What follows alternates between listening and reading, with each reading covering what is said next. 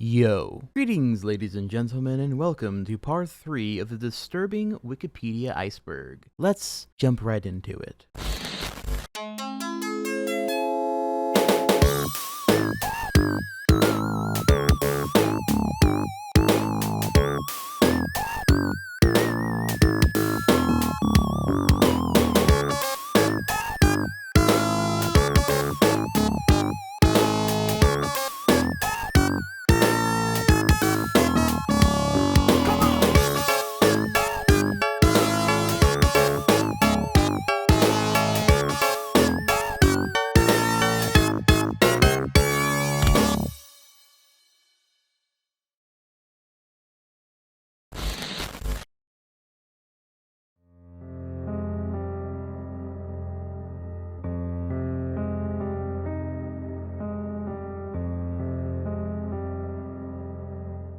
Albert Fish. To start this tier off, we have one of the most infamous and truly disturbing, unhinged, and frankly bizarre serial killers to ever walk the face of the planet. And I think that's pretty well illustrated within the opening of the article. Quote, Hamilton Howard Albert Fish, born May 19, 1970, was an American serial killer, rapist, and cannibal who committed at least 3 child murders between July 1924 and June of 1928. He was also known as the Gray Man, the Werewolf of Wisteria, the Brooklyn Vampire, the Moon Maniac, and the Boogeyman. Fish was a suspect in at least 10 murders during his lifetime, although he only confessed to 3 murders that police were able to trace to a known homicide. He also confessed to stabbing at least 2 other people. Fish once boasted that he had children in every state, and at one time stated his number of victims was about 100. However, it is not known whether he was referring to rapes or cannibalization, nor is it known if the statement was truthful. Fish was apprehended on December 13th of 1934 and put on trial for the kidnapping and murder of Grace Budd. He was convicted and executed by electric chair on January 16th of 1936 at the age of 65,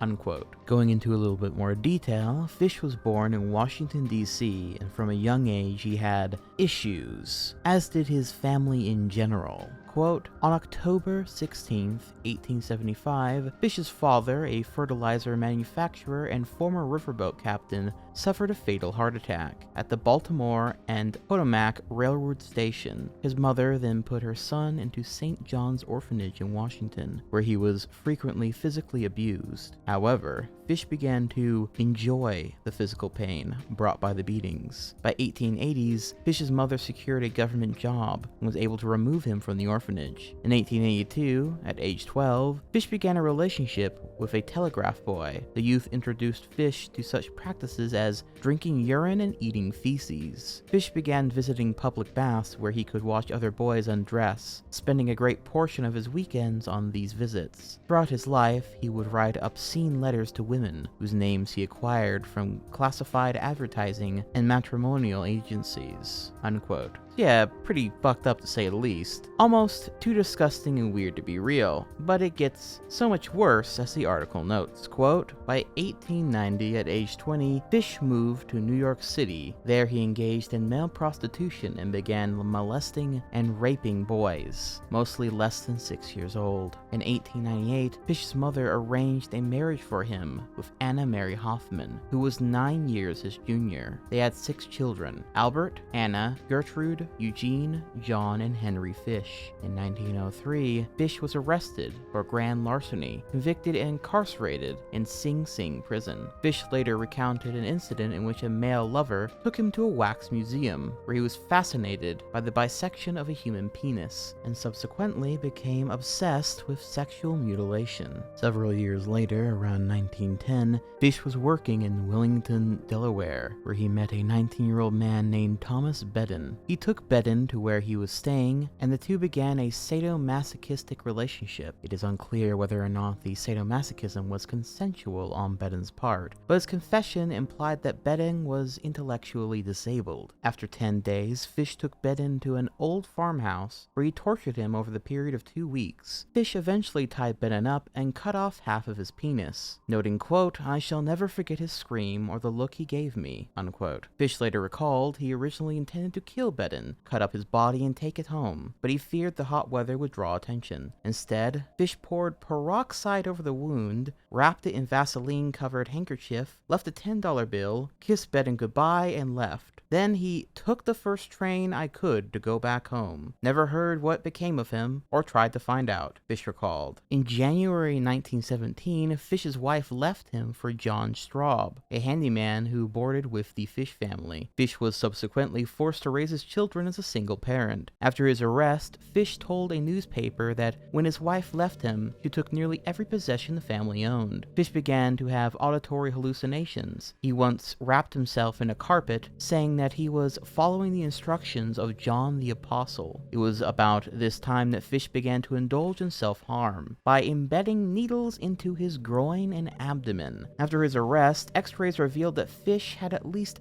29 needles lodged in his pelvic region. He also hit himself repeatedly with a nail-studded paddle and inserted wool doused with lighter fluid into his anus and set it alight. While Fish was never thought to have physically attacked or abused his children, he did encourage them and their friends to paddle his buttocks with a small nail-studded paddle he used to abuse himself, unquote. Yeah, needless to say, Albert Fish was an unbelievably fucked up, disgusting, and evil human being. And as the article notes, in 1919 and 1930, there was an escalation, where Fish began torturing and killing young children, using mostly mentally disabled or African American victims since he thought that they wouldn't be missed. He would also pay boys to procure children for him, and in 1924, the 54-year-old Fish, suffering from psychosis, felt that God was commanding him to torture and sexually mutilate children, which leads to the murder of Grace Budd, which the article notes, quote, "On May 25th, 1928, Fish saw a classified advertisement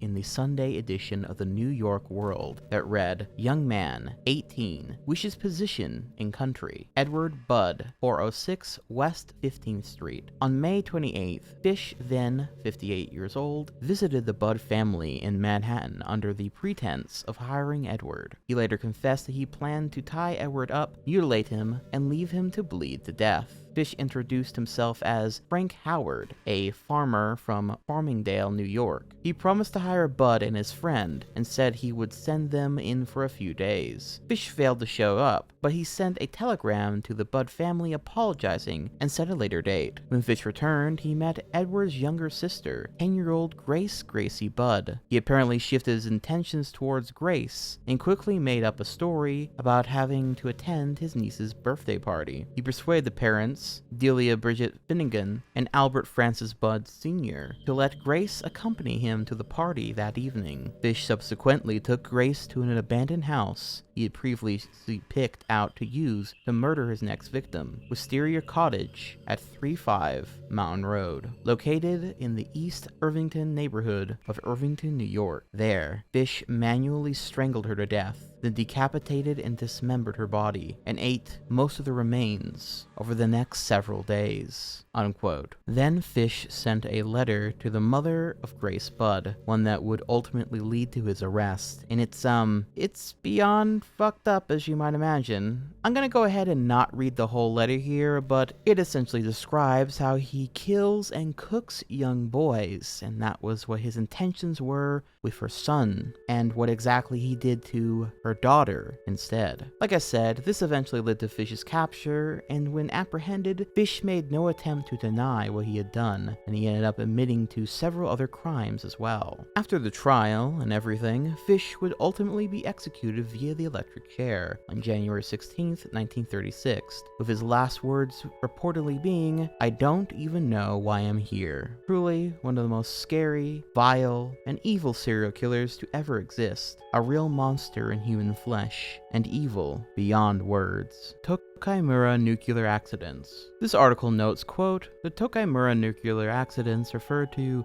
two nuclear-related incidents near the village of Tokai, Ibaraki Prefecture, Japan. The first accident occurred on March 11, 1997, producing an explosion after an experimental batch of solidified nuclear waste caught fire at the Power Reactor and Nuclear Fuel Development Corporation (ENC) radioactive waste bituminization facility. Over 20 people were exposed to radiation. The second was a criticality accident at a separate fuel reprocessing facility belonging to Japan Nuclear Fuel Conversion, or JCO, on September 30th, 1999, due to improper handling of liquid uranium fuel for an experimental reactor. The incident spanned approximately 20 hours and resulted in radiation exposure for 667 people and the deaths of 2 workers. Most of the technicians had to go to the hospital with serious injuries. It was determined that the accidents were due to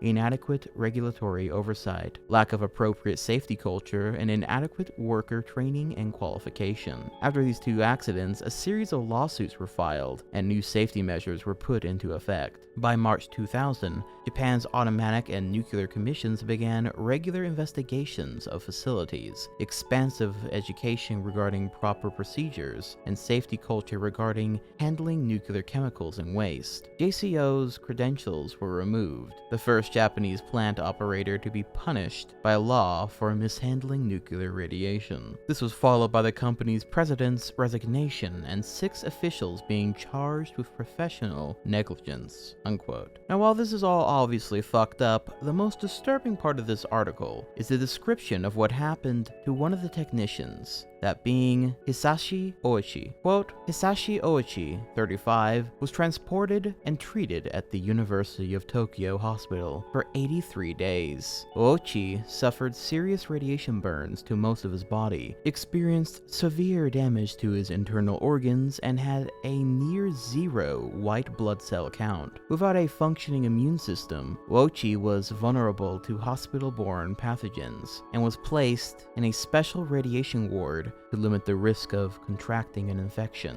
Doctors attempted to restore some functionality to Oichi's immune system by administering peripheral blood stem cell transplantation, which at the time was a new form of treatment. After receiving the transplant from his sister, Oichi initially experienced increased white blood cell counts temporarily, but succumbed to his other injuries shortly thereafter. Numerous other interventions were conducted in an attempt to arrest further decline of Oichi's severely damaged body, including repeated use of cultured skin grafts and pharmacological interventions with painkillers, broad-spectrum antibiotics, and granulocyte colony-stimulating factor, without any measurable success. At the wishes of his family, doctors repeatedly revived Oichi when his heart stopped, even though it had become clear that the radiation damage to his body was too extensive to be survived. After one such cardiac arrest rendered Oichi completely unresponsive, the family conceded that if his heart stopped again, Oichi should not be resuscitated again. His wife had hoped that Oichi would have at least survived until the 1st of January, since it was the arrival of the 2000s. But his condition deteriorated into multiple organ failure, exacerbated by the repeated incidents of heart failure. He died on the 21st of December, 1999, following his final cardiac arrest." Unquote. Now, there are some videos that go into much more detail over his death and the extent of his suffering, which again went on for 83 days. Notably, Wendigoon's video titled "The Most Painful Death Ever" is a great one for that if you want more of the nitty-gritty details, I suppose. But needless to say, by the end, Oichi's skin was almost completely gone, so you can kind of imagine what that would be like, and every painful detail that came with Oichi's everyday reality in the last few days of his life. The Hi-Fi Murders. Quote, on April 22nd, 1974, Del Selby Pierre, William Andrews, Keith Roberts, and 3 other men drove in 2 vans to the Hi-Fi shop in 2323 Washington Boulevard, Ogden, just before closing time. 4 of the group entered the shop brandishing handguns, while Roberts and another man remained within the vehicles. 2 employees, Stanley Walker, age 20, and Michelle Ansley, age 18, were in the store at the time and were taken hostage. Pierre and Andrews took the 2 into the store's basement and bound them. The gang then began robbing the store. Later, a 16-year-old boy, Courtney Nisbet, who dropped by to thank Walker for allowing him to park his car in the store's parking lot earlier that day as he ran an errand next door, was also taken hostage and tied up in the basement with Walker and Ansley. Later that evening, Orrin Walker, Stanley Walker's 43-year-old father, became worried that his son had not returned home and went to the store. Courtney Nisbet's mother, Carol Peterson Nisbet, also arrived at the shop later that evening looking for her son, who was late getting home. Both Orrin Walker and Carol Nisbet were taken to the basement and tied up. This brought the total number of hostages to 5. With 5 people now held hostage in the basement, Pierre told Andrews to get something from their van. Andrew returned with a bottle and a brown paper bag, from which Pierre poured a cup of Drano brand drain cleaner. Pierre ordered Orrin to administer it to the other hostages, but he refused, and was bound, gagged, and left face down in the basement floor. Pierre and Andrews then propped the hostages into sitting positions and forced them to drink the Drano, telling them it was vodka laced with sleeping pills. It immediately caused blisters on the victims' lips, burnt their tongues and throats, and peeled the flesh around their mouths. Ansley, still begging for her life, was forced to drink the Drano, although Orrin said she coughed less than the other victims. Pierre and Andrews tried to duct tape the hostages' mouths shut and hold quantities of drain cleaner in to silence their screams, but the oozing blisters prevented the adhesive from sticking. Orrin was the last to be given the Drano, but seeing what was happening to their hostages, allowed it to pour out of his mouth and then mimic the convulsions and screams of his son and other hostages. Pierre became angry because the deaths were taking too long and were too loud and messy, so he shot Carol and Courtney Nisbet in the backs of their heads, killing Carol but leaving Courtney alive. Pierre then shot at Orrin Walker but missed. He fatally shot Stanley before again shooting at Orrin, this time grazing the back of his head. Pierre took Ansley to the far corner of the basement, forced her at gunpoint to remove her clothes, then repeatedly raped her after telling Andrews to leave for 30 minutes. Afterwards, he allowed her to use the bathroom while he watched, then dragged her, still naked, back to the other hostages, threw her on her face, and fatally shot her in the back of the head. According to the Orrin's testimony, her last words were, "I'm too young to die." Andrews and Pierre noted that Orrin was still alive, so Pierre mounted him, wrapped a wire around his throat, and tried to strangle him. When this failed, Pierre and Andrews inserted a ballpoint pen into Orrin's ear. Pierre stomped it until it punctured his eardrum, broke, and exited his throat. Pierre and Andrews went upstairs, finished loading equipment into their van, and left. Unquote. So yeah, needless to say, incredibly fucked up. As far as a conclusion of the story goes though, police only had enough evidence to convict 3 enlisted United States Air Force airmen, Del Selby Pierre, William Andrews, and Keith Roberts. The 3 others involved were never caught. Pierre and Andrews were both sentenced to death and executed for murder and aggravated robbery, while Roberts, who had remained in a getaway vehicle, was merely convicted of robbery.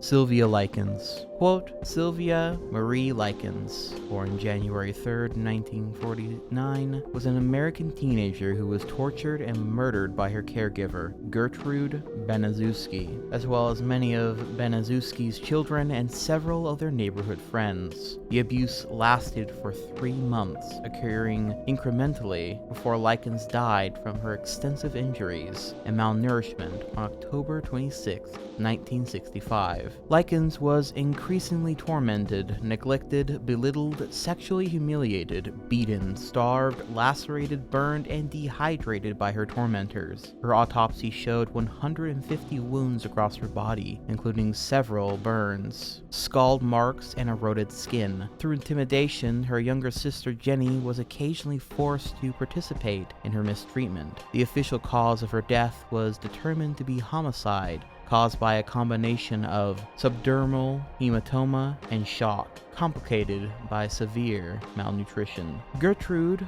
her oldest daughter, Paula, her son John, and two neighborhood youths, Hoy Hubbard and Richard Hobbs, were all tried and convicted in May of 1966 of neglecting, torturing, and murdering Likens. At the defendant's trial, Deputy Prosecutor Leroy New described the case as the most diabolical case to ever come before a court or jury, and Gertrude's defense attorney, William C. Urbecker, described Likens as having been subjected to the acts of degradation that you wouldn't commit on a dog before her death. After 8 hours of deliberation, the jury found Gertrude guilty of first-degree murder. She was sentenced to life imprisonment, but was released on parole in 1985. Paula was found guilty of second-degree murder and was released in 1972. Hobbs, Hubbard, and John were found guilty of manslaughter and served less than 2 years in the Indiana Reformatory before being granted parole in February 27th of 1968. The torture and murder of Sylvia Likens is widely regarded by Indiana citizens as the worst crime ever committed in their state, and has been described by a senior investigator in the Indianapolis Police Department as the most sadistic case he had ever investigated in the 35 years he served with the Indianapolis Police, unquote. Truly evil shit. But you might be wondering, why exactly did they do this to this poor girl? Why did all these people come together to torture and ultimately kill this 16-year-old? Well, going into a bit more detail regarding the caregiver Gertrude, she had gone through several divorces, and by 1965, Gertrude lived alone with her 7 children and was said to be 5 feet 6 inches, only 100 pounds, and a chain smoker with clinical depression due to the stress of 3 failed marriages, a failed relationship, and a recent miscarriage. Not that any of this is an actual excuse, but rather a look into the mind behind such a heinous act. In the end, though, it seems that Sylvia started getting abused because Gertrude wasn't getting the money she was owed from Sylvia's parents to take care of her and her sister, which then led to her seemingly taking out any frustration she had with anything in her life on Sylvia specifically, psychologically abusing her, starving her, and gaslighting her, as the article noted earlier, and having everyone beat her, cut her, burn her with cigarettes, and strip her naked and humiliate her. In the end, though, Sylvia died after a long time of suffering, and sadly there is no real justice, at least not on this earth, especially since, although she got a life sentence, Gertrude was released on good behavior in 1985, as noted earlier, which did cause quite an uproar. She also never fully accepted responsibility for Likens' prolonged torment and death, insisting that she was unable to precisely recall any of her actions in the months of Likens' prolonged and increasing abuse and torment within her home. She primarily blamed her actions upon the medication that she had been prescribed to treat her asthma. Gertrude lived in relative obscurity in Laurel, Iowa, until her death due to lung cancer on June 16th of 1990, at the age of 61. But right after, she has now been burning in the fiery pits of hell ever since. In June 2001, a 6-foot-tall granite memorial was formally dedicated to Sylvia Likens' life and legacy in William Park, Washington Street, Indianapolis. This dedication was attended by several hundred people, including members of the Likens family. The memorial itself is inscribed with these words. This memorial is in memory to a young child who died a tragic death. As a result, laws changed and awareness increased. This is a commitment to our children that the Indianapolis Police Department are working to make this a safe city for our children, with a poem inscribed upon the granite. I see a light, hope, I feel a breeze, strength, I hear a song, relief. Let them through, for they are the welcome ones. Unquote. May she rest in peace. Junko Furuta. And right after that truly disgusting and terribly tragic story, we have another story of a very similar ilk. This one being even more infamous online as one of the most cruel and disgusting cases of torture and abuse and eventual death of someone so very innocent. As the article notes, quote, Furuta was born on the 18th of January 1971 and grew up in Misato, Saitama Prefecture, where she lived with her parents, older brother and younger brother. At the time of her murder, she was a 17-year-old senior at Yoshino Minami High School and worked a part-time job at a plastic molding factory from October 1988 and saved up money for a planned graduation trip. Furuta also accepted a job at an electronics retailer where she planned on working after graduation. Furuta was well liked by her classmates and teachers and had high grades and infrequent absences. According to her friends, she dreamed of becoming an idol singer. The perpetrators of the crime were 4 male teenagers: Hiroshi Miyano, 18 years old, Jo Ogura, 17 years old, Shinji Minato, 16 years old, and Yasushi Watanabe, 17 years old, who in court documents were referred to as A, B, C, and D, respectively. 2 others, Tetsuo Nakamura and Koichi Hihara, were referred to as G and L. The 4 members of the group had dropped out of high school in summer of 1988 and became involved in organized crime as Chimpira, a low-ranking yakuza that is. They began using Minato's family home in Adachi, Tokyo as a hangout. Beginning in October, they engaged in various crimes including theft, purse snatching and car theft, assault, and rape. On November 8th, the group abducted a 19-year-old woman in Adachi and gang raped her in a hotel there. On December 27th, during Furuta's confinement, the group abducted another 19-year-old woman in Adachi and gang raped her in a motel. On the evening of November 25th, 1988, Miyano and Minato rode around Misato on their motorcycles with the intention of robbing and raping local women, and spotted Furuta, who was on her way home from her part-time job. Acting on Miyano's orders, Minato kicked Furuta off her bicycle and fled the scene. Miyano, under the pretense of witnessing the attack by coincidence, approached Furuta and offered to walk her home. Upon gaining her trust, Miyano took Furuta to a nearby warehouse and threatened her, claiming to be a member of the Yakuza and saying that he would spare her life only if she followed his orders. That night, Miyano took Furuta by taxi to a hotel in Adachi where he raped her. He later called Minato's house and bragged to Ogura about the rape, after which Ogura told him not to let Furuta leave.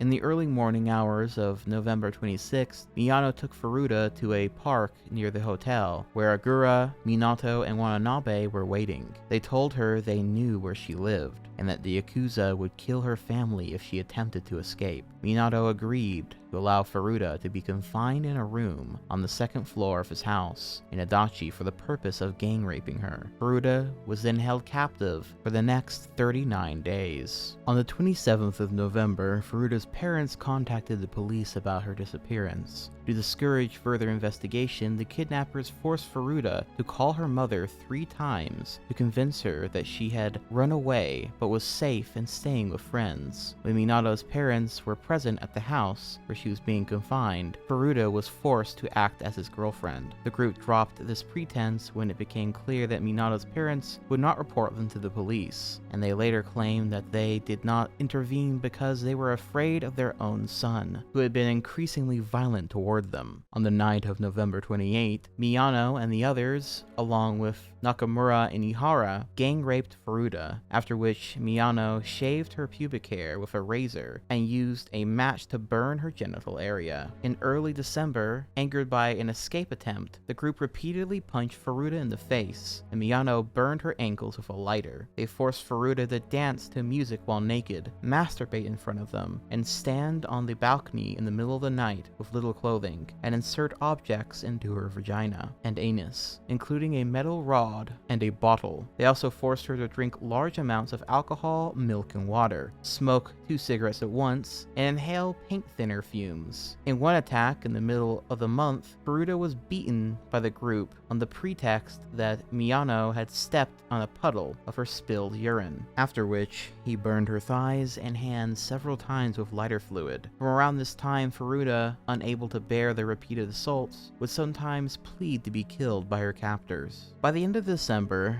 Furuta was severely malnourished after being fed only small amounts of food and eventually only milk. Due to her injuries and burns, she had become unable to go to the downstairs toilet and was thereafter confined to the floor of the room in the state of extreme physical and mental weakness. Her appearance had been drastically altered after repeated beatings, with her face becoming so swollen it was difficult to make out her features, and her infected wounds had started to emit a foul odor. On the 4th of January, 1989, after losing money in a game of mahjong the night before, Miyano decided to take his anger out on Furuta. He ignited a candle and dripped hot wax on her face, placed 2 shortened candles on her eyelids, and forced her to drink her own urine. Furuta was lifted and kicked, fell onto a stereo unit, and began a fit of convulsions. To prevent them from being stained with blood, the group covered their hands with plastic bags before beating her with their fists and an iron exercise ball, and dropped the ball on her abdomen several times. Miyano poured lighter fluid on Furuta and set her on fire. She made weak attempts to put herself out, but eventually stopped moving. The assault lasted for about 2 hours, after which Furuta died at 10 a.m. Less than 24 hours after her death, Minato's brother called to tell him that Furuta appeared to be dead. Afraid that their crime would be discovered, the group wrapped Furuta's body in a blanket and placed it in a large travel bag, then put the bag in a metal drum and filled it with wet concrete. At around 8 p.m. on the 5th of January, the group drove to a vacant lot near a construction site on the island of Wakasu in Koto, Tokyo, and dumped the drum there. In early 1989, Miyano and Ogura were arrested for their kidnapping and gang rape of a 19-year-old woman in December of 1988. When police interrogated Miyano, he falsely believed that Ogura had already confessed to Furuta's murder and that the police were aware of his culpability. So he told them where to find her body. The police were initially puzzled by his confession, and they were questioning him about the murder of a different woman and her 7-year-old son, which had occurred 9 days prior to Furuta's abduction, a case which remains unsolved. The drum containing Furuta's body was recovered on the 29th of March, and she was identified via fingerprints. Minato Watanabe, Minato's brother, Nakamura, and Ihara were also arrested." Unquote. Sadly, the prison sentences served by the perpetrators ranged from only 7 to 20 years, nothing really equivalent to the sheer atrocity of their crimes. Yet again, a case of the punishment not matching the crime, at least not on an earthly plane. But nonetheless, in the aftermath, Furuta's funeral was held on the 2nd of April 1989. During the ceremony, one of her friends delivered a eulogy written by her high school classmates, which stated, quote, "Jun-chan, welcome back. I never dreamed we would meet again like this. You were subjected to such cruelty, weren't you? You went through so much, didn't you? I'm upset with myself that I went on living, unaware of what was happening. You were always so gentle and cheerful, Jun-chan. The happy we made for the cultural festival looked wonderful on you. I'll never forget that. We will absolutely not let Jun-chan's death be in vain. As we step into adulthood, we'll strive for a world where such heinous crimes no longer exist. We'll do our best, keeping Jun-chan in our hearts and pushing forward. The principal even brought your diploma. Thanks to this, all 47 of us in class 3-8 were able to graduate. Jun-chan, there's no more pain or suffering now. Rest peacefully. Farewell, Jun-chan." Unquote. May she rest in peace. The Colt clan incest case. Quote, "The Colt family incest case concerns an Australian family discovered in 2012 who have been engaging in 4 generations of incest, beginning with a couple known as Tim and June Colt, who immigrated from New Zealand in the 1970s. They all lived on a farm near Borowa, New South Wales. The family members' true identity remain unknown to the public. The name Colt is a pseudonym used by New South Wales courts and government agencies, as are all the family's given names." Unquote. But yeah, pretty nasty, and due to these generations of incest, many of them had genetic deformities. seemed like they almost all had fungal infections as well, and they had no access to running water, showers, toilets, or hygiene products. Needless to say, pretty bad stuff. Though apparently many of the children were put into society and were eventually able to reintegrate, so that's good. Coin-operated locker babies. Coin-operated locker babies, or coin locker babies, are, to put it simply, quote, victims of child abuse often occurring in Japan, in which infants are left in public lockers. There are two main variables that account for the differences in frequency and the type of these child abuse cases: social and economical. Predominantly neonates and male babies. The murder of infants became a form of population control in Japan, being discovered 1 to 3 months after death, wrapped in plastic and appearing to have died of asphyxiation. Presumption is that such lockers are regularly checked by attendants, and the infant will be found quickly. However, many children are found dead. Between 1980 and 1990, there were 191 reported cases of infants which died in coin-operated lockers, which represents about 6% of all infanticides during that period, unquote. All of which is, yet again, quite messed up and very, very sad, with investigations looking into the phenomena showing that the biggest reason for this was either due to isolation and poverty, with the mother unable to provide for the child, them being young or teenage pregnancies, and taboo with sex and abortion and unwanted pregnancies within Japan culture that contribute to the problem of child abandonment in Japan, making the solution of the coin-operated locker much more attractive. More laws have been put in place in general education to try to prevent this, however, but it still does happen from time to time, the most recent case of this occurring in 2022.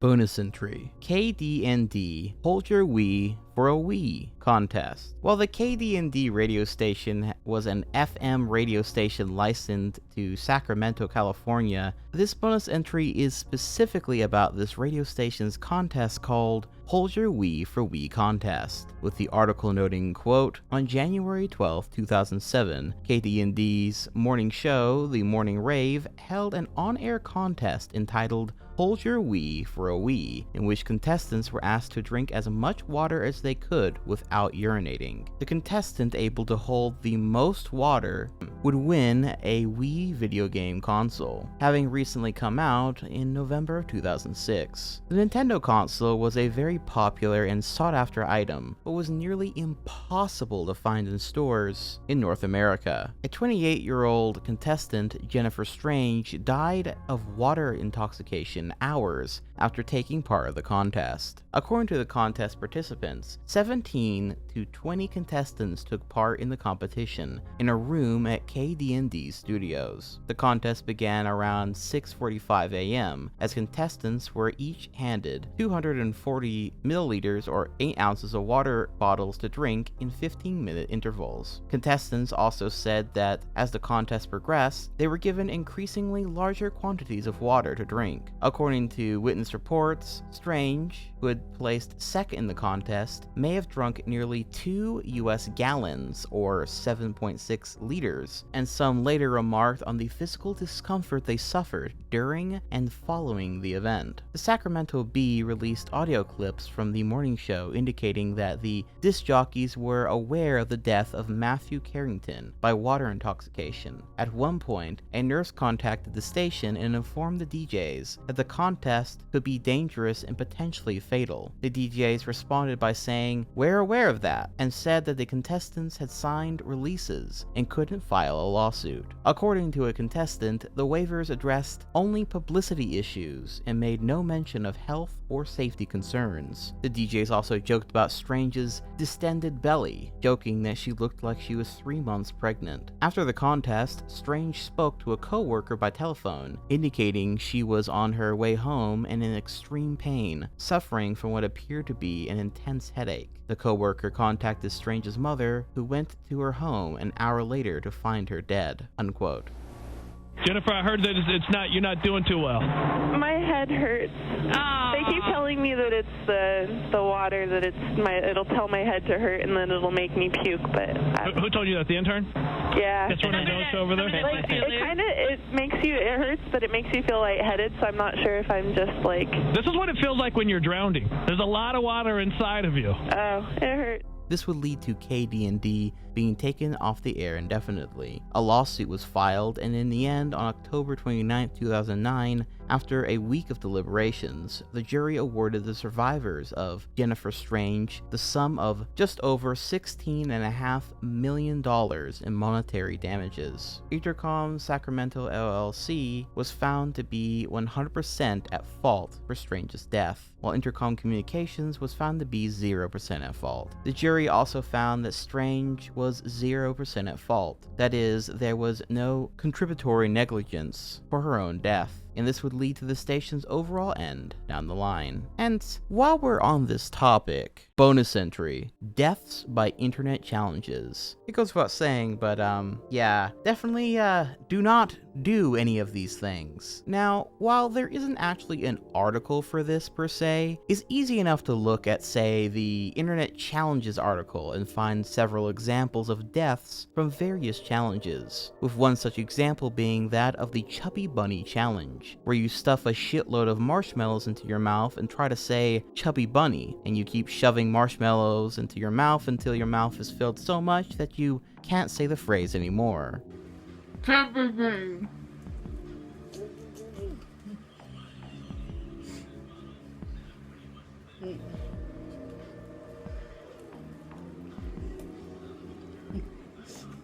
This has been the cause of at least 3 separate deaths, which the article on the challenge notes, quote, "On June 4th, 1999, 12-year-old Catherine Casey Fish died after choking on 4 marshmallows while playing Chubby Bunny. The contest was scheduled for the annual Care Fair held at Hoffman Elementary School in Chicago's North Shore area. It was to be supervised, but Casey and some of her friends began playing while the teacher was momentarily away. She collapsed and was taken to the Glenbrook Hospital, where she died a few hours later. Fish's parents subsequently sued the school district, with the case eventually being settled out of court. They also appeared on the Oprah Winfrey Show to warn about the dangers of Chubby Bunny. Then, on September 12th of 2006, Janet Rudd, 32, from London, Ontario, Canada, died in a Chubby Bunny competition at the Western Fair. St. John ambulance volunteers initially came to Rudd's aid prior to the arrival of paramedics from the Thames EMS. The paramedics arrived with equipment including a defibrillator and suction cups, but were unable to remove the blockage in the unconscious woman's throat. Finally, on October 7th, 2023, 37-year-old Natalie Buss choked to death after taking part in a marshmallow eating competition at a rugby club. She collapsed and died shortly after competing on stage at a Bidet RFC fundraising evening on the 7th of October. At the inquest, coroner Patricia Morgan heard the competition involved fitting as many marshmallows in her mouth as possible. Miss Morgan was told that Miss Buss appeared to be choking, and CPR was carried out until paramedics arrived, but she could not be revived and died at the scene." Unquote. Then there is the One Chip Challenge, an internet challenge in which participants had to eat one extremely spicy Pocky Carolina Reaper chip and avoid eating or drinking anything afterwards. This challenge, however, ended in 2023 with the death of Harris Waloba, which the article on the topic notes, quote, "In September 2023, a 14-year-old boy from Worcester, Massachusetts, named Harris Waloba ate a Pocky chip, complained about a severe stomachache,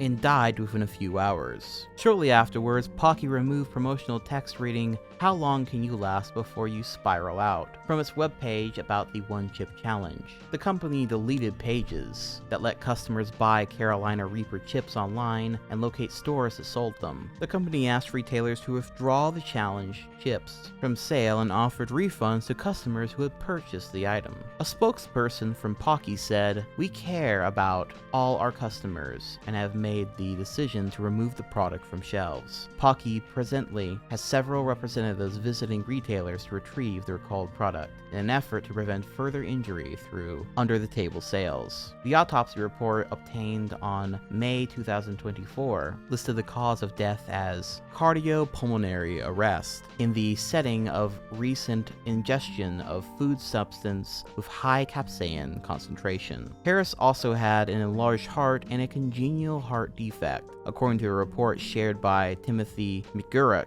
spokesperson for the Massachusetts Executive Office of Public Safety and Security, unquote. Then, as one last example, we have the Benadryl Challenge, which is an entirely different rabbit hole in of itself. But as the article notes about it, quote, the Benadryl Challenge is an internet challenge that emerged in 2020, revolving around the deliberate consumption, excessive use, and overdose of the antihistamine medicine diphenhydramine, commonly sold in the United States under the name Benadryl, which acts as a deliriant in high doses. The challenge, which reportedly spread via the social media platform TikTok, instructs participants to film themselves consuming large doses of Benadryl in documenting the effect of tripping or hallucinating. Numerous authorities have advised against the challenge, as deliberate overconsumption of Benadryl can lead to adverse effects, including confusion, delirium, psychosis, organ damage, hyperthermia, convulsions, coma, and death. On September 24th, 2020,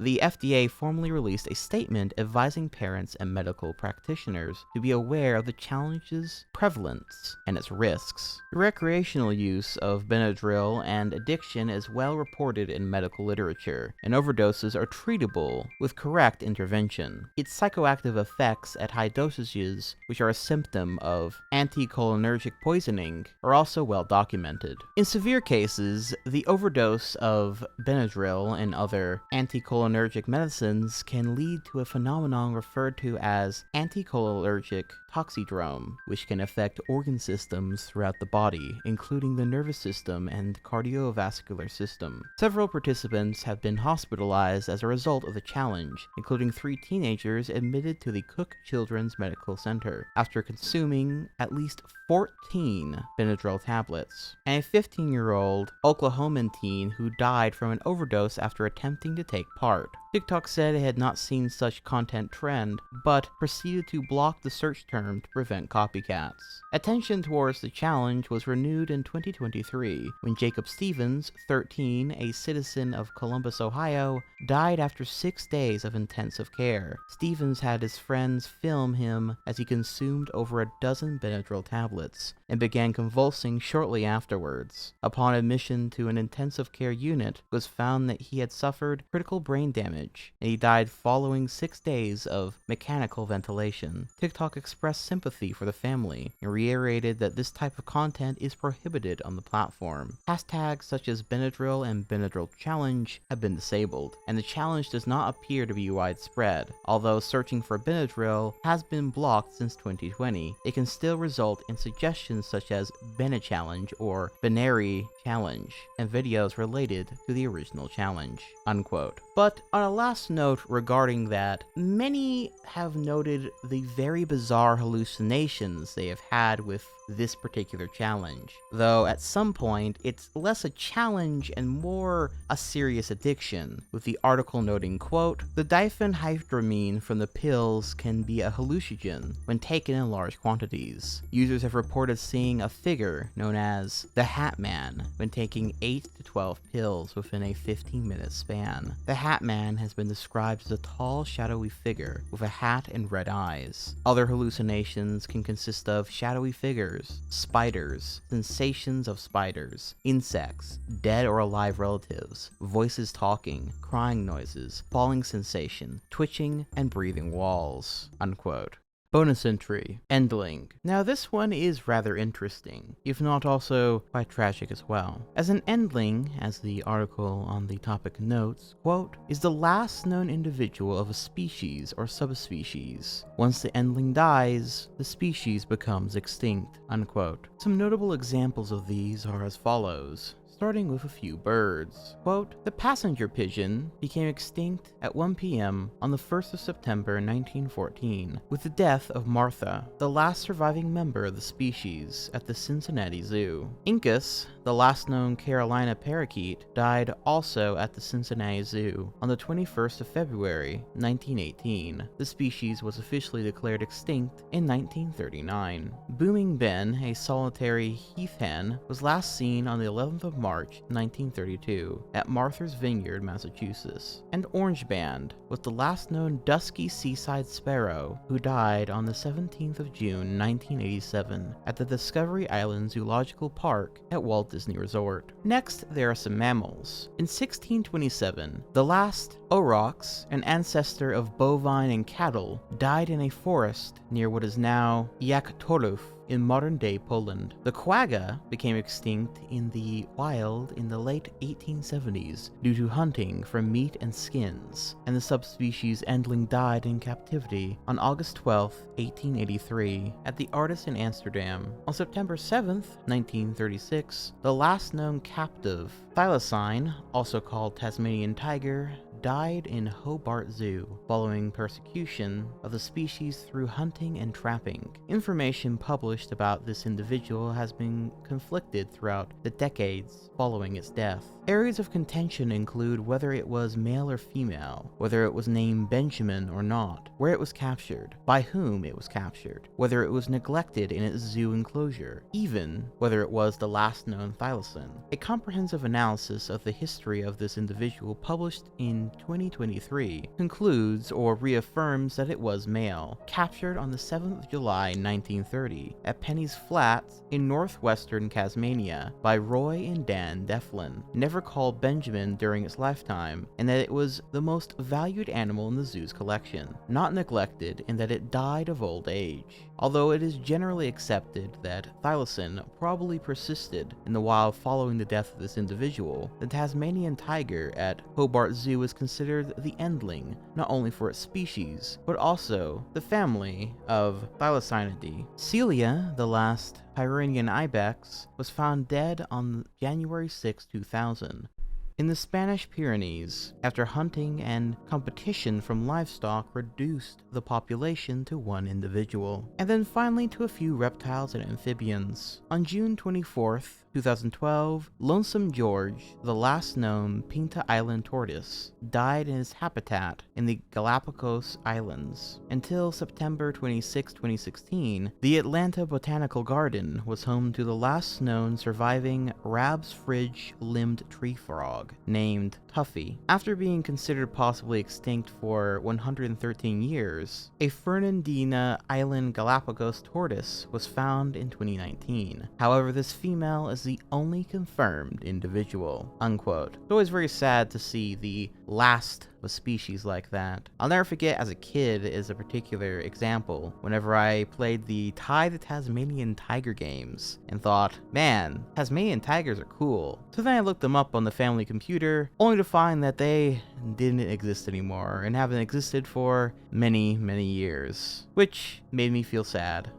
Bonus entry, Millified Man. Get ready for this one, because it's, pretty gross. Quote, "A millified man, also known as a human mummy confection, was a legendary medical substance created by steeping a human cadaver in honey. The concoction is detailed in Chinese medical sources, including the Bensao Gangmu of the 16th century. Relying on a second-hand account, the text reports a story that some elderly man in Arabia, nearing the end of their lives, would submit themselves to a process of mummification in honey to create a healing confection. This process differed from a simple body donation because of the aspect of self-sacrifice. The mummification process would ideally start before death. The donor would stop eating any food other than honey, going as far as to bathe in the substance. Shortly, the donor's feces and even sweat would consist of honey. When this diet finally proved fatal, the donor's body would be placed in a stone coffin filled with honey. After a century or so, the contents would have been turned into a sort of confection reputedly capable of healing broken limbs or other ailments. This confection would then be sold in street markets as a hard-to-find item with a hefty price." Unquote. Sounds like a sweet, scrumptious treat to me. Bonus entry, gray goo. Okay, last bonus entry for a bit, but this one is just so interesting and disturbing conceptually. Quote, gray goo is a hypothetical, global, catastrophic scenario involving molecular nanotechnology, in which out-of-control self-replicating machines consume all biomass, and perhaps also everything else, on Earth, while building many more of themselves. A scenario that has been called ecophagy, the literal consumption of the ecosystem. The original idea assumed machines were designed to have this capability, while popularizations have assumed that machines might somehow gain this capability by accident. Self-replicating machines of the macroscopic variety were originally described by mathematician John von Neumann, and are sometimes referred to as von Neumann machines, or clanking replicators. The term gray goo was coined by nanotechnology pioneer K. Eric Drexler in his 1986 book, Engines of Creation. In 2004, he stated, "I wish I had never used the term gray goo. Engines of Creation mentions gray goo as a thought experiment in 2 paragraphs and a note, while the popularized idea of gray goo was first publicized in a mass circulation magazine, Omni, in November of 1986." Unquote. This concept of a self-replicating gray goo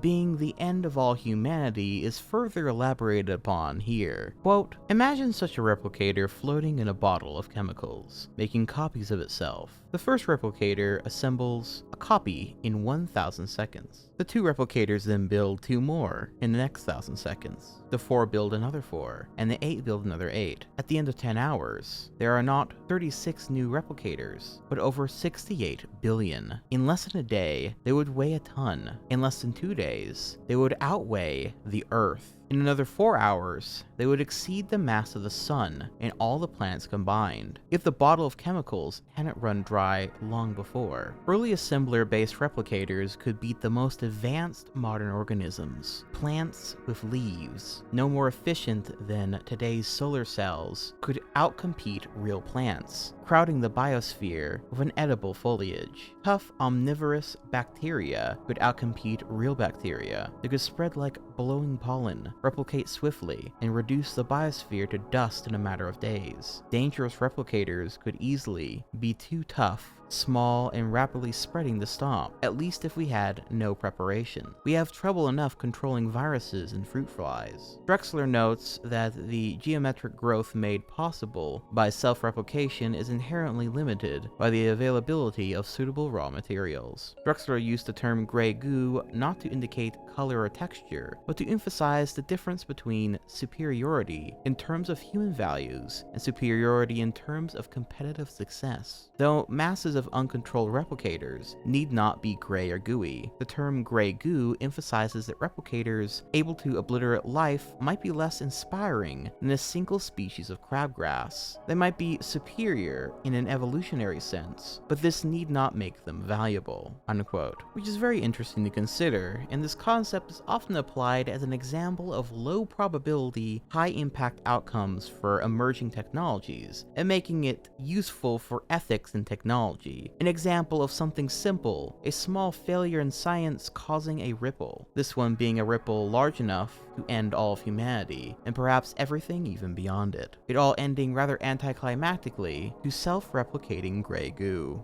Prisons in North Korea. Out of the world of concepts and into the cold reality of our world, once again. This article is basically about how awful and terrifying prisons in North Korea, well, are. Quote, prisons in North Korea have conditions that are unsanitary, life-threatening, and are comparable to historical concentration camps. A significant number of inmates have died each year since they are subject to torture and inhumane treatment. Public and secret executions of inmates, including children, especially in cases of attempted escape, are commonplace. Infanticides, that is, infant killing upon birth also often occur, the mortality rate is exceptionally high because many prisoners die of starvation, illness, work accidents, or torture. During the height of the North Korean famine, the government's response was to set up many low-level labor camps for those who were caught crossing the North Korean/Chinese border or were repatriated from China. These labor training facilities were also used in response to the black market activity that resulted in people searching for food throughout the countryside. In 2004, these labor training facilities were made a regular form of punishment under the new reforms of the criminal code, which included a list of economic and social crimes. This list was increased in 2007, with the corresponding punishments growing. The DPRK government denies all allegations of human rights violations in prison camps, claiming that this is prohibited by criminal procedural law. But former prisoners testify that they were completely different rules in the prison camps. The DPRK government has released no information on inmates or prison camps, and has not allowed access to any human rights organizations. According to a North Korean defector, North Korea considered inviting a delegation of the UN Commission on Human Rights to visit the Yodok prison camp in 1996. Lee Soon-uk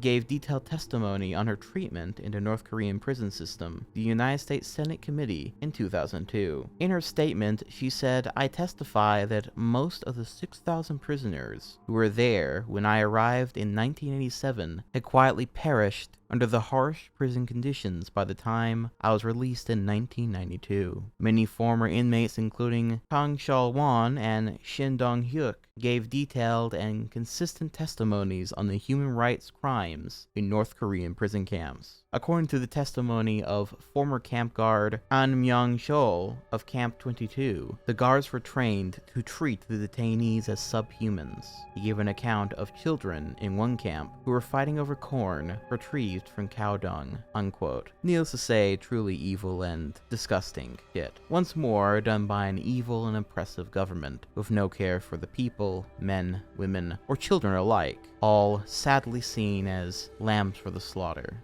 Ibadan Forest of Horror. Quote, "The Ibadan Forest of Horror, also known as the Ibadan House of Horror, or Soka, was a dilapidated building believed to have been used for human trafficking and ritual sacrifice, located in Soka Forest in Ibadan, Oyo State, Nigeria. The building was discovered on March 22nd of 2014 by a group of motorcycle taxi drivers who had formed an impromptu search party after the disappearance of a driver in the area. 23 survivors were rescued from the building, while numerous body parts, decomposing bodies, and personal effects of victims were found in the surrounding area. The activities that occurred in the forest are believed to have been coordinated by unknown kidnappers and ritualists in the state, who are often supported by some affluent Nigerians and politicians who use human flesh for rituals. The building on the site has since been demolished and has been redeveloped into Oyo State Comprehensive Model School, a secondary school. The discovery of the Forest of Horror generated controversy throughout Nigeria. There was a concern on the link between the management, kidnappers, and ritualists of the horror forest and some top government officials and notable politicians in the state, but there seems to be no clear evidence to establish that fact. There was a claim by the youth in the area that the Oyo State Police Command refused to investigate the forest despite several kidnapping cases reported in the state. Some of the survivors rescued from the den claimed that the ritualists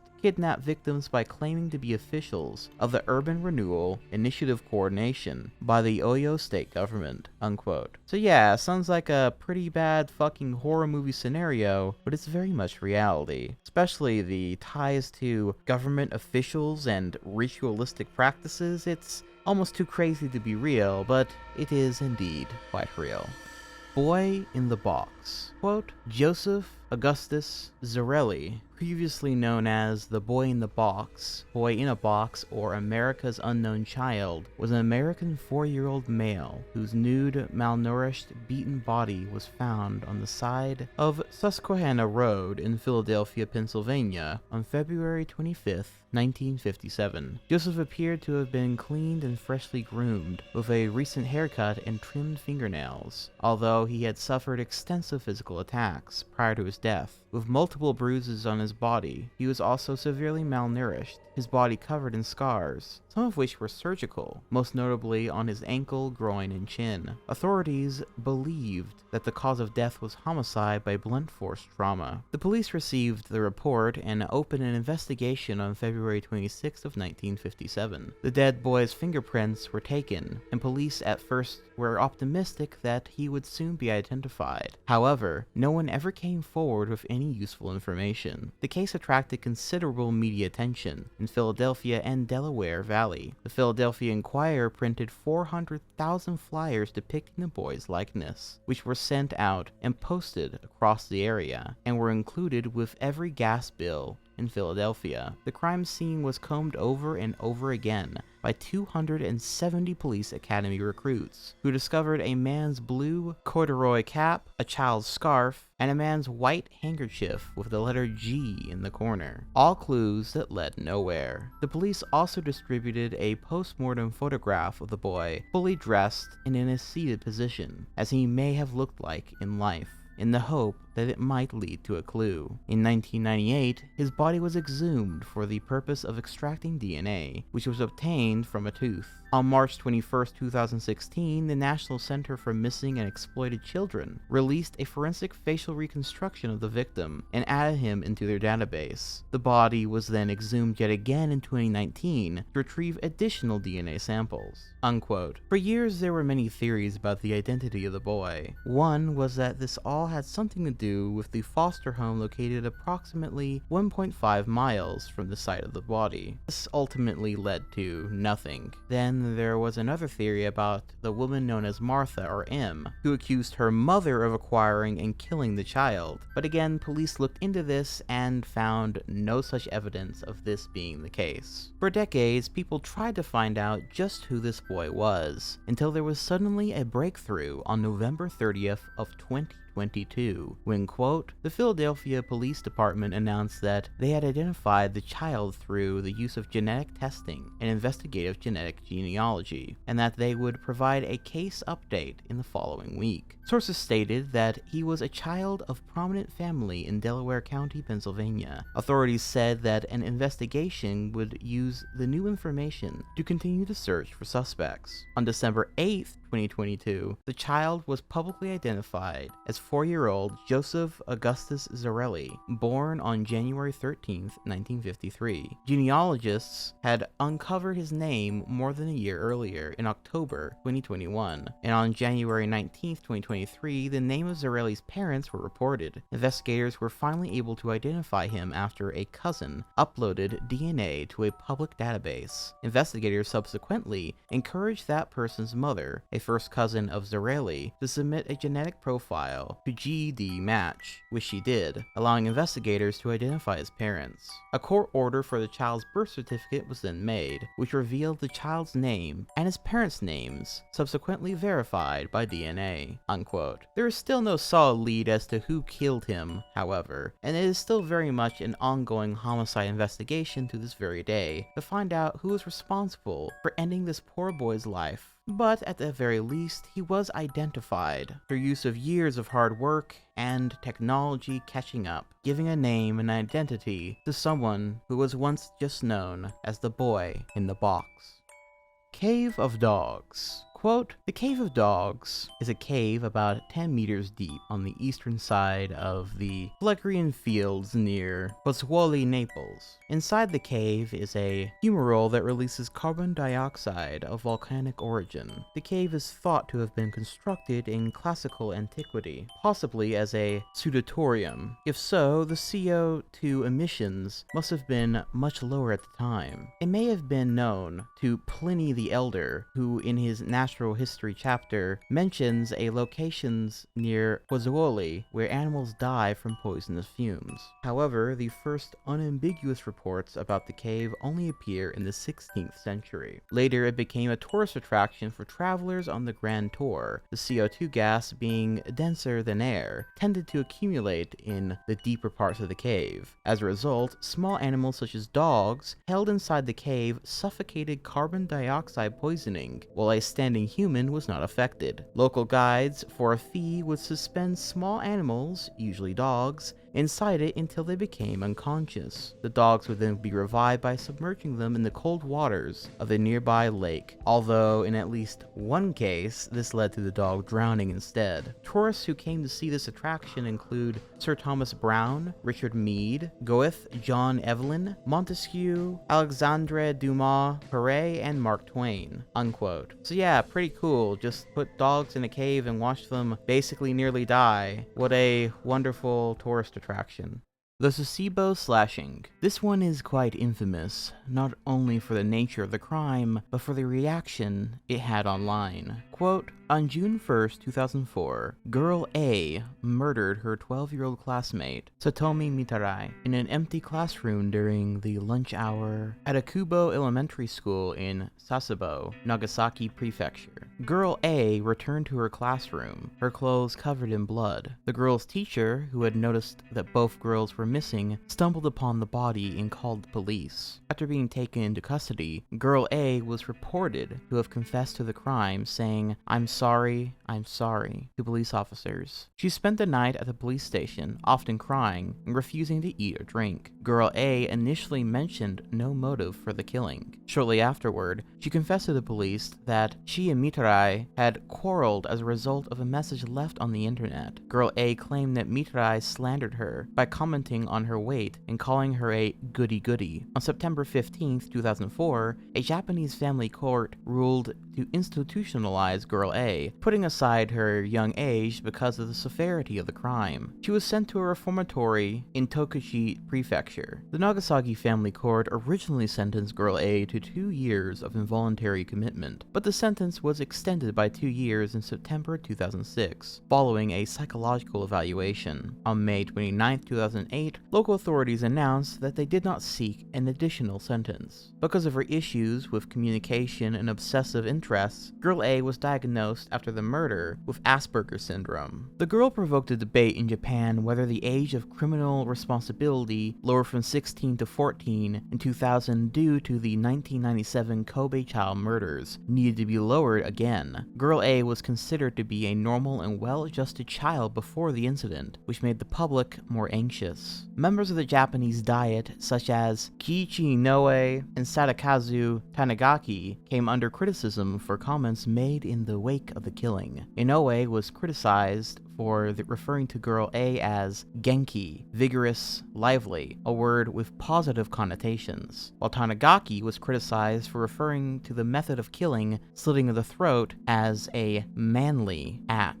Girl A became the subject of an internet meme on Japanese web communities, such as 2chan. She was nicknamed Nevada-tan because of the class photograph showed a young girl, believed to be her, wearing a University of Nevada Reno sweatshirt, with tan being a childlike pronunciation of the Japanese honorific suffix chan, generally used to refer to young girls. Akio Mori cited this case in support of his controversial game brain theory, which has been criticized as pseudoscience. Girl A was reported to be a fan of the death-themed Flash animation Red Room, a claim used in support of the theory. It was also known that Girl A had read the controversial novel Battle Royale and had seen its film adaptation, which centers around young students fighting to the death. On March 18, 2005, during the Akubo Elementary graduation ceremony, students were given a graduation album with a blank page in honor of Mitarai's death, on which they could put pictures of Mitarai, Girl A, or class pictures containing both girls. Mitarai was posthumously awarded a graduation certificate, which her father accepted on her behalf. Girl A was also awarded a certificate, as one is required in Japan in order to enter a junior high school, and the school believed it would aid her reintegration into society, unquote. Of note as well is how Girl A, or Nevada-tan, as the internet came to know her, was then sort of of glamorized, with many drawings, manga, and even fucking cosplays being done of her, as if she was an anime character and not an actual girl with psychological issues who murdered another innocent girl. It's honestly pretty fucked up, but sadly par for the course when one looks into people who idolize serial killers or people who have done fucked up things online, which is such a rabbit hole that it might be a topic worthy of its own video someday, but needless to say, it is pretty creepy.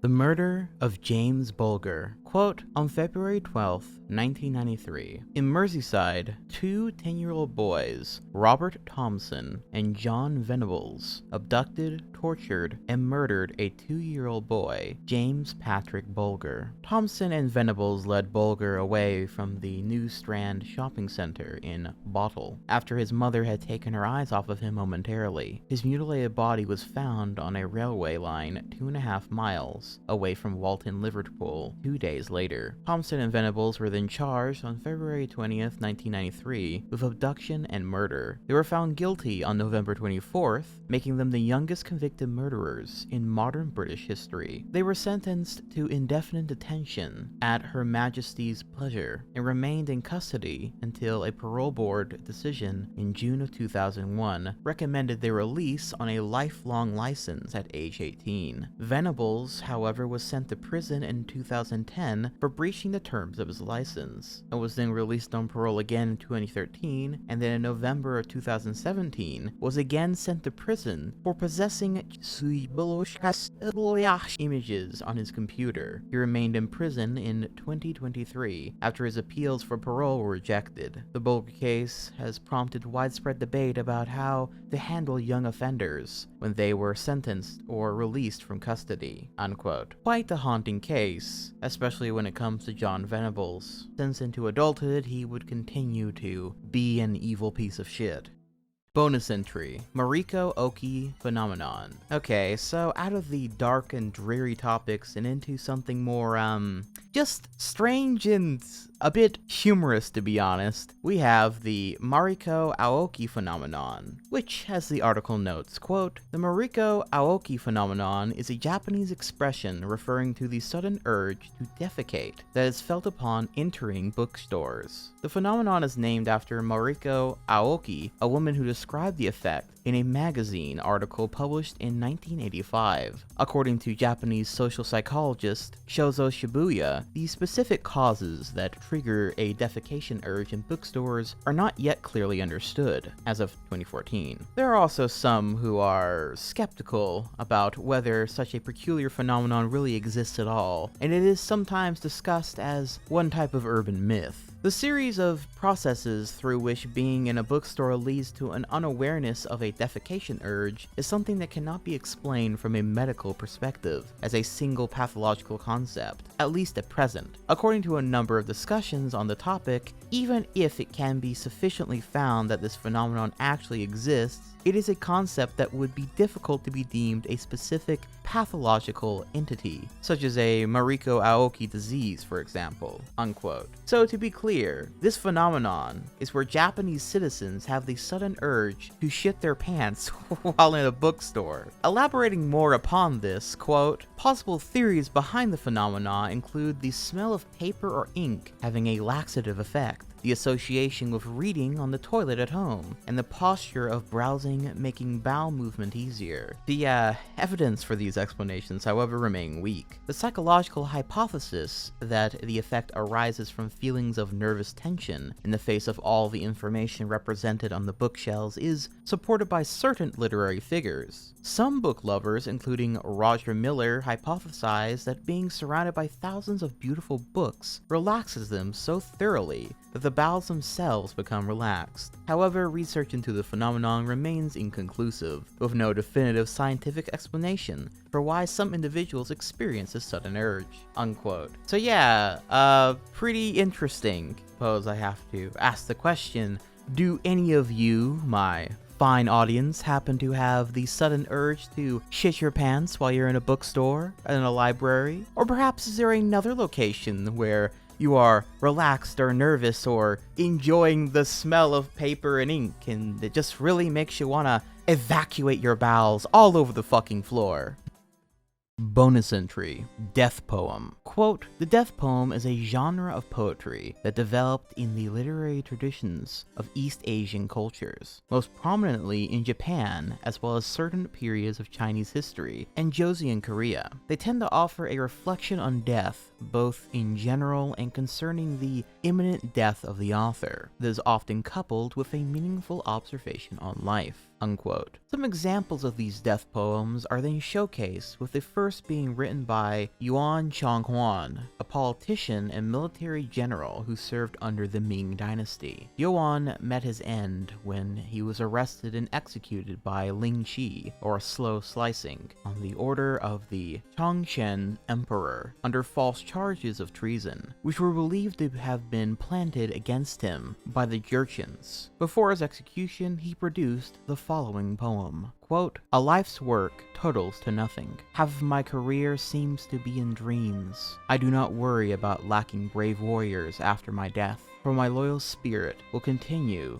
to guard Laodong. Unquote. Then there was Xia Wanchun, a Ming Dynasty poet and soldier. He is famous for resisting the Manchu invaders and died at age 17. And here is his poem. Quote, I have been on the path of the war for 3 years, and now I became the prison of the war. Tears are everywhere in the mount of the river. Who will say the heaven is wide? I know my death is close, and hard to farewell my homeland. On the day of my soul coming back, I hope I can see the Manchu troops is defeated. Unquote. On the other end of things, then we have Japanese death poems, with one example being written by Fujiwara no Teishi, the first empress of Emperor Ichicho, who before her death in childbirth in 1001, she wrote 3 waka to express her sorrow and love to her servant, Sei Shonagon, and the emperor. Heishi said that she would be entombed rather than be cremated, so that she wrote that she will not become dust or cloud. The following is her poem. Quote, if you remember the promises between us when you think of me after my death, what is the color of your tears? I really want to know. I will have a lonely trip by myself, and farewell to you. We will be parted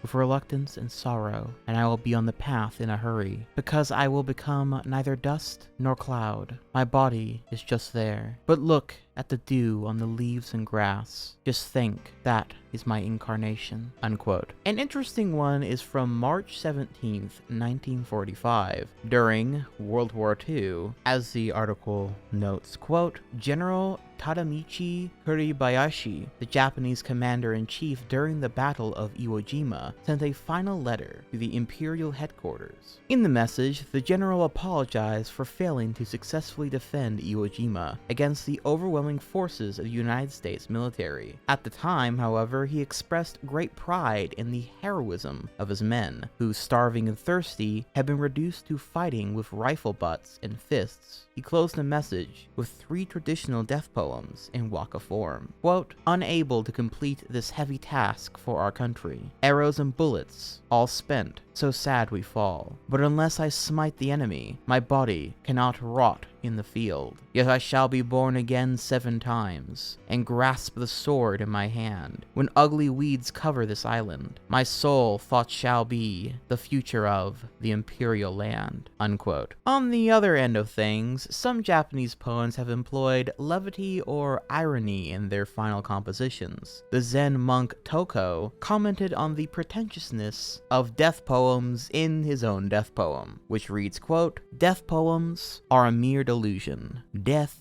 is death. Unquote. And finally, for a Korean death poem, we have that of Jang Mong-ju, which the article notes, quote, Jang Mong-ju was an influential high minister of the Goryeo dynasty when Yi Shungji overthrew it to establish the Joseon dynasty. When Prince Jeonggan asked Jang to support the new dynasty through a poem, Jang answered with a poem of his own reaffirming his loyalty to the falling Goryeo dynasty. Just as he suspected, he was assassinated the same night on April 4th, 1392. The Goryeo dynasty symbolically ended with Jang's death. and his poem is the most famous in Korean history, which reads, quote, "Should this body die, and die again 100 times over, white bones turning to dust, with or without a trace of soul, my steadfast heart toward Lord, could it ever fade away?" Unquote. So yeah, pretty interesting stuff. Hearing someone's final thoughts before their death, be they a good or bad or neutral person, no matter what their occupation or whatever, is always kind of interesting. And there are many, many more examples than these, but I think you get the idea.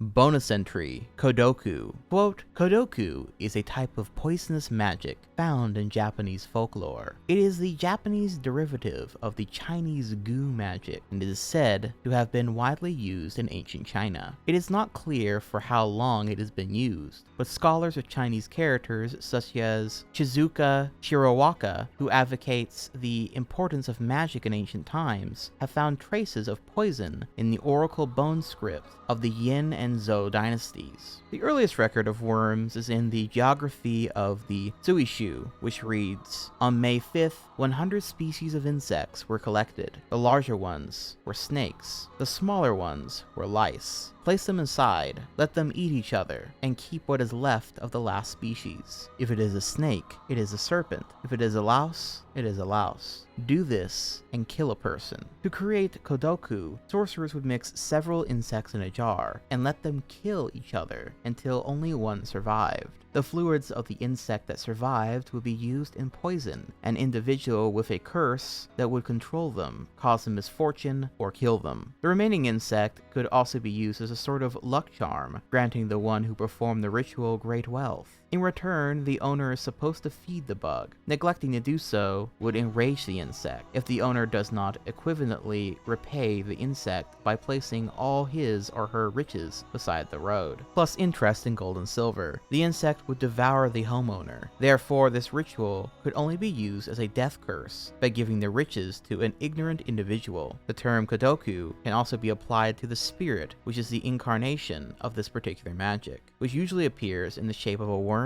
or other animal, unquote. Which is a really metal way of finding out what big snake or bug is the most powerful by basically putting them all in a box and seeing what happens next, I guess. Which fucking snake or bug outlives all the others. And it's this exact concept that is actually quite popular in Japanese media, by the way, with perhaps one of the most famous examples of this concept being applied to storytelling is from the famous anime Inuyasha, where the main antagonist, Naraku, creates a Kodoku inside a mountain to gather and merge hundreds of yokai to form a new body for himself, which is pretty cool stuff. Ling Chi.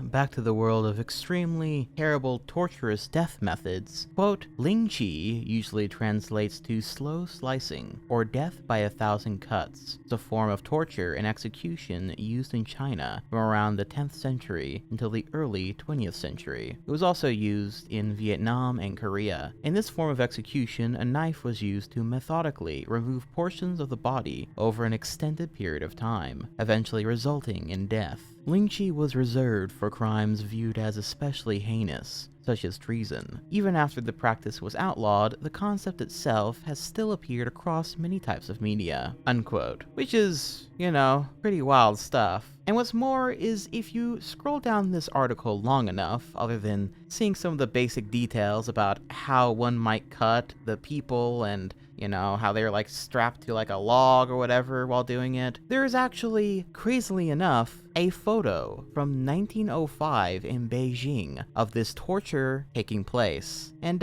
yeah, I won't be showing that here in this video for obvious reasons, but it is extremely brutal shit, to put it lightly, as I'm sure you might imagine, with just kind of flaying pieces of your flesh off.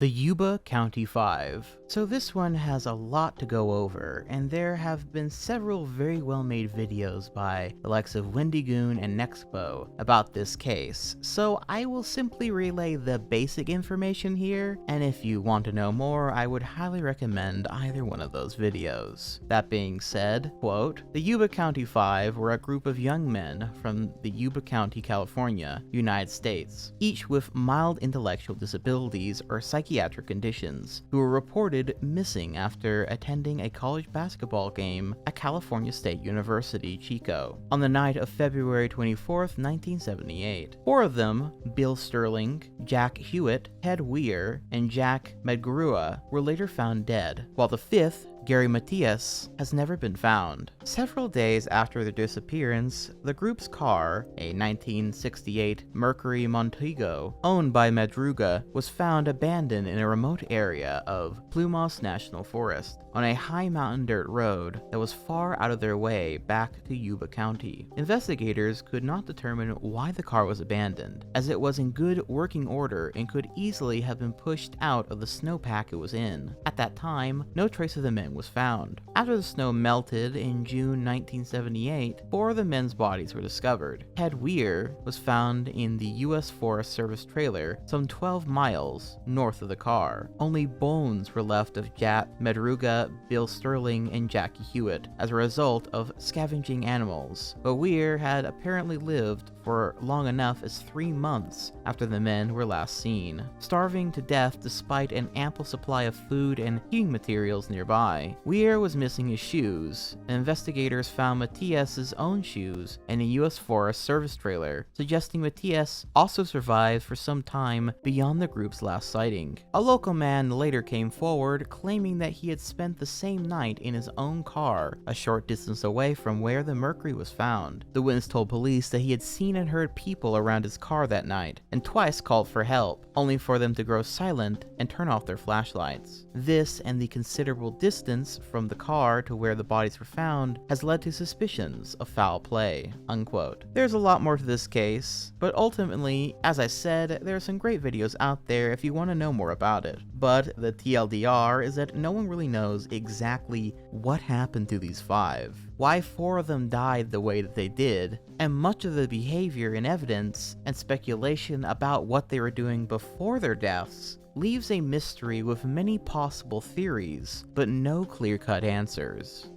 The Hinterkaifeck Murders. Quote, the Hinterkaifeck murders occurred on the evening of March 31st, 1922, when 6 inhabitants of a small Bavarian farmstead located approximately 43 miles north of Munich, Germany, were murdered by an unknown assailant. The 6 victims were Andreas Gruber, his wife Kazilla Gruber, their widowed daughter Victoria Gabriel, Victoria's children Kazilla and Joseph, and the maid Maria Baumgartner. They were all found struck dead with a mattock, also known as a grub axe. However, beyond the murder, the strangest part then is that the perpetrators lived with the 6 corpses of their victims for 3 days. During this time, they would eat the food in the house, feed the animals on the property, and start fires in the home's fireplace. The murders are considered one of the most gruesome and puzzling unsolved crimes in German history. 4 of the dead bodies were found stacked up in the barn, the victims having been lured there one by one. Prior to the incident, the family and their former maid reported hearing strange noises coming from the attic, which led that maid to leaving. The case remains unsolved to this day, unquote. It should also be noted that apparently, other than just hearing footsteps in the attic, there were also actual footprints observed within the attic,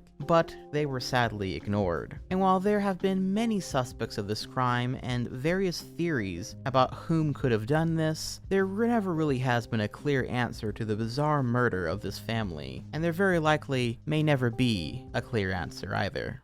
The thalidomide scandal. And for our final entry this tier, we have yet another extremely dark and bizarre case. Get ready for this one. It's quite something, not only for the disturbing nature of what this scandal involves, but also a rather bizarre twist by this article's end. The short version, as noted by the article, is, quote, in the late 1950s and early 1960s, the use of thalidomide in 46 countries deliveries by women who were pregnant or who subsequently became pregnant resulted in the biggest anthropogenic medical disaster ever, with more than 10,000 children born with a range of severe deformities, such as melancholia, as well as thousands of miscarriages. Thalidomide was introduced in 1953 as a tranquilizer and was later marketed by the German pharmaceutical company Grutenthal under the trade name Contergan as a medication for anxiety, trouble sleeping, tension, and morning sickness. It was introduced as a sedative and a medication for morning sickness without having been tested on pregnant women. While initially deemed to be safe in pregnancy, concerns regarding birth defects were noted in 1961, and the medication was removed from the market in Europe that year." Unquote. Which is quite messed up, with one of the most prominent symptoms of children born with the defects of this medication was phocomelia, which, as noted in its own article, is, quote, "a congenital condition that involves malformations of human arms and legs, which results in a flipper-like appendage. A prominent cause of phocomelia is the mother's use of the drug thalidomide during pregnancy. However, the causes of most cases are to be determined. Occurrences in an individual results in various abnormalities in the face, limbs, ears, nose, vessels, and many other underdevelopments. Although operations may improve some abnormalities, many are not surgically treatable due to the lack of nerves and other related structures. Some deformities and symptoms of this can include a fissure of the skull and a projecting brain known as encephalocele, an accumulation of spinal fluid under the skull, also known as hydrocephalus, causing vomiting and migraines, an abnormally shaped uterus, inability to clot blood efficiently due to the low amount of platelets running through the blood, malformations in the kidney and heart, shortened neck, abnormalities in the urethra, palsy disorder of the face, ear and eye abnormalities resulting in limited to complete loss of hearing or sight, gastrointestinal and genitourinary tract disorders, ingrown genitalia, underdeveloped/missing lungs, distorted digestive tract, heart, kidney, and hypnoplastic or absent bones." Unquote. All quite horrifying stuff, and the pictures of which I don't really feel comfortable showing most of, since many of them are of babies that have had these issues. Though one such example was that of Nico von Glasgow, a thalidomide survivor, who actually produced a documentary called Nobody's Perfect, based on the lives of 12 people, including him, affected by the drug, which was released back in 2008. These whole things would lead to a far stricter drug regulations in the future for many countries with people affected by the drug, produced by Grutenthal's company. Oh, and there's one more little tiny detail about this drug and the company behind it that I guess I forgot to mention up until now. Quote, "Thalidomide was first developed as a tranquilizer by Swiss pharmaceutical company Ciba in 1953. In 1954, Ciba abandoned the product, and it was acquired by German pharmaceutical company Chemie Grutenthal. The company had been established by Hermann Wirtz Sr., a Nazi party member after World War II, as a subsidiary of the families Maurer and Wirtz Company. The company's initial aim was to develop antibiotics, for which there was an urgent market need. Wirtz appointed chemist Heinrich Muchter, who had escaped prosecution for war crimes for his experiments on prisoners in Nazi concentration camps, to the head of the development program, because of his experience researching and producing an anti-typhus vaccine for Nazi Germany. He also hired Martin Stemmler, a medical doctor and leading proponent of the Nazi eugenics program, as head of pathology, as well as Heinz Bamkrauter, a chief medical officer at the Sachsenhausen concentration camp, and Otto Ambros, a chemist and Nazi war criminal. Ambros was the chairman of Grutenthal's advisory committee during the development of thalidomide, and was a board member when Contergan was being sold." Unquote. So, in case you aren't getting the full picture here, a bunch of actual, for real Nazis The types that experimented and tortured people in concentration camps and believed in eugenics distributed a drug that caused children across the whole world to be born with life-altering or ending birth defects. It sounds like a crazy conspiracy theory, right? Or like the plot of some kind of film. But reality, as you will find, is often far darker and stranger than fiction, and this being one of the best examples of that, of evil men, surprisingly enough, when not dealt with, still being evil men and doing evil things. Truly reprehensible stuff. Oh, and in case you're wondering, yes, this company still exists and is still developing drugs, including the birth control pill called Bilara and the Matrix pain patch Transtech. Just thought you should know.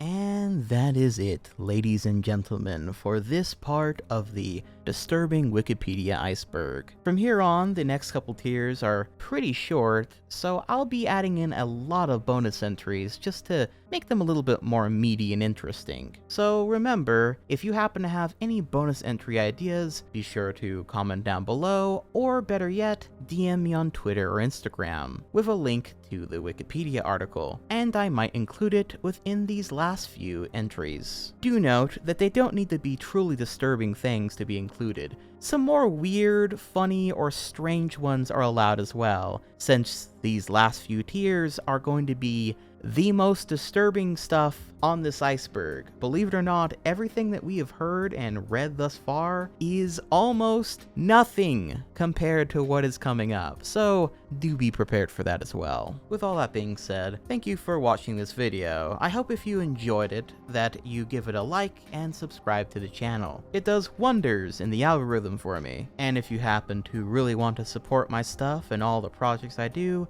consider joining my Patreon or becoming a channel member for early content and behind the scenes stuff. Which, speaking of, I do want to take this opportunity to thank all of my loyal patrons and channel members, including all of my night eggs and my night owlets, as well as a very special thank you to all of my great night owls, including Sombra Devante 06, Hexmaniac Hannah, and Ho Hot, as well as a super duper special thank you to all of my arch owls, including the wise Nicodemus, the talented Cherry and GT, the always good Chi Vibes Zen Garden Party, the daring Daniel Petrie, the Super Saiyan Star Punch Gaming, the mysterious Gaming Sheep, the fearless Forgotten Ace, and the Supersonic Sword. Thank you all so very much for supporting the channel, and until next time, this has been Dylan the Night Owl, flying off.